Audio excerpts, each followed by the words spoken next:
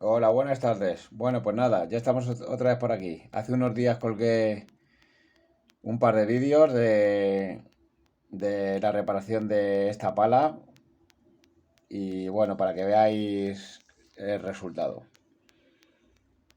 La verdad es que mira cómo ha quedado. Si la ponemos de canto, para que veáis cómo está el carbono, que apenas hay relieve y así es como se tiene que dar. Una buena reparación se tiene que dar así.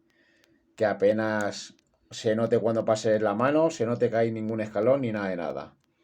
Y como veréis, pues aquí está el resultado. Tenía tocado, si habéis visto los vídeos, tenía tocado todo este marco. Aquí tenéis la foto.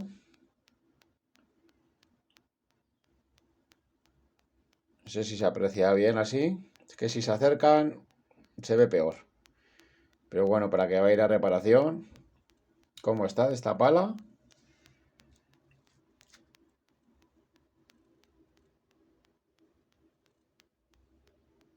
Esa es una, que ya está terminada. Y esta, la verdad es que tenía, esta es la que peor estaba. Porque cuanto más taladros tenga, pues está claro que es peor. Pero bueno, el trabajo, como veis, es el mismo. Si yo la pongo de canto, como veis, apenas se nota ningún escalón.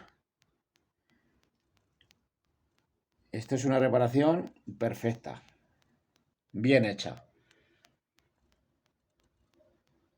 Y esta le damos la vuelta y tiene en este lado la misma rotura. O sea, es una rotura por las dos caras, es la misma. Pero como veréis, el resultado es igualmente el mismo. Esto se consigue metiendo las palas con vacío para que la tela compacte perfectamente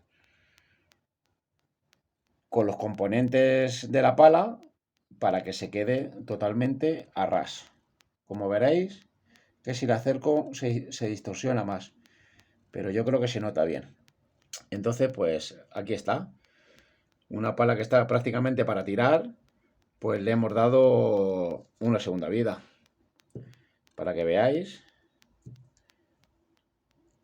que está perfecta. Así que nada, aquí tenemos la reparación de las dos palas. Esta es una Win Paddle.